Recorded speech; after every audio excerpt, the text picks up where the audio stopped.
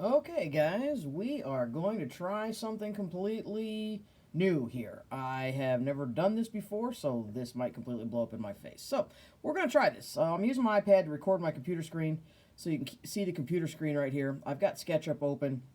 I'm hoping you can see most of the tools, and this will take you through a very quick video on how to make components, which is going to be one of the assignments that you're going to have to do, is to make a small pergola. So you can see, what did you guys call her? Linda? Linda right here. I think Karen is better. Hey, Karen.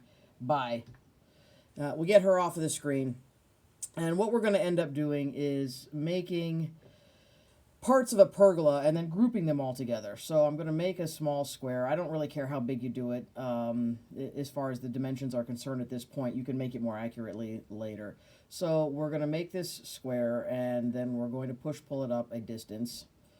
And so I've got mine at about, I'm going to make mine about 8 feet there, right? Now, normally you would have to copy and do things. Now, there's a couple of ways you can copy and move things around. And one is you can select the entire thing. All right, now you can see everything here is highlighted, right? So you can select the entire thing. And then when you go to hit the move tool, right, so there's your move tool. When you go to move it, so you click, start moving, and then hit the control key, and it will make another one. So now I have two. So in theory, this could be the entrance to a pergola. Now I can rotate things again. I can move things again. You just hit it and start moving, and then hit the control button, and you start moving it again. I'm going to not be able to see what I'm doing. There it is on the green axis. Okay.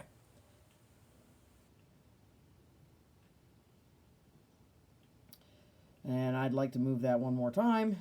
So I'm going to hit the control button, and I'm going to move that one more time.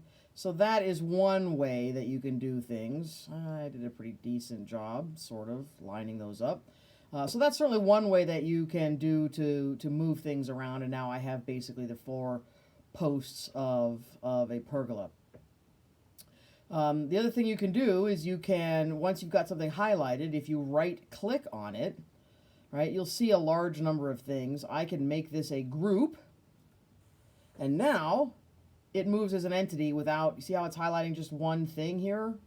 Rather than if I come over here, I can highlight just the line. But if I come to this one that I made a group, I'm highlighting the whole thing. So this one object now will behave as an entire object, rather than a group of individuals, which is what this one will behave as. So you can see I'm only clicking individual lines and getting one line. So that's one thing that you can do. The other thing that you can do is, let's say we highlight all of these things together. Let me go back and highlight everything here.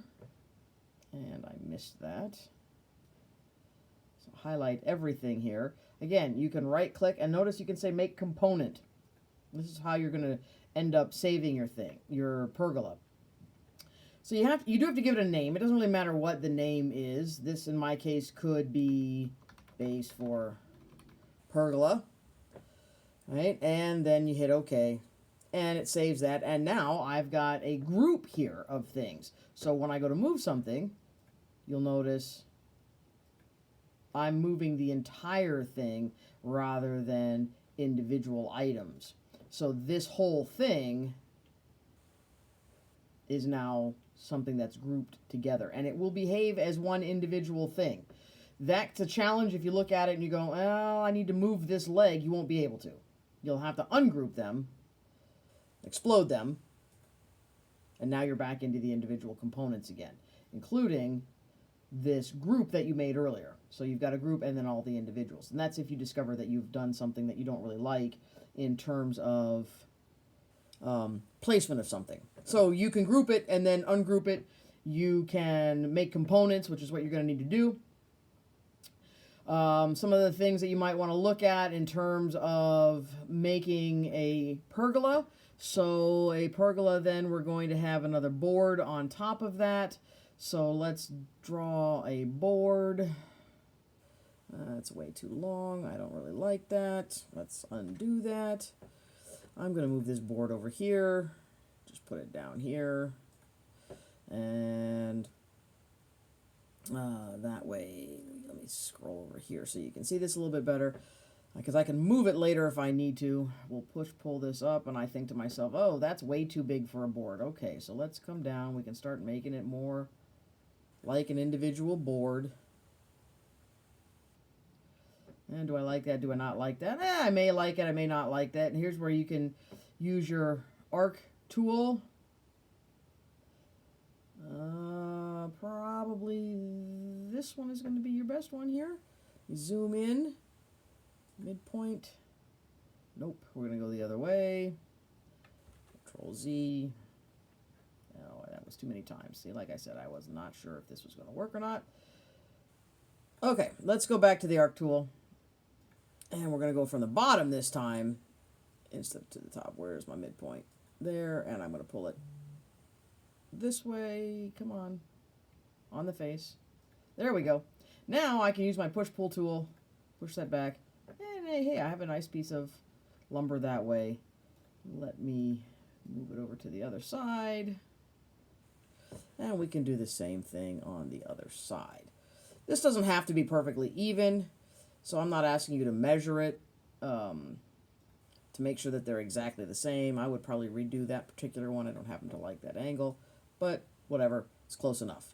So now I've got a nice little board that I can use to put on top there. Now, here's what I'm going to want to do. I'm going to want to group the whole thing again because I need to move this as an individual piece. I don't need to move it as all kinds of separate lines and everything. I need to move it as an individual piece.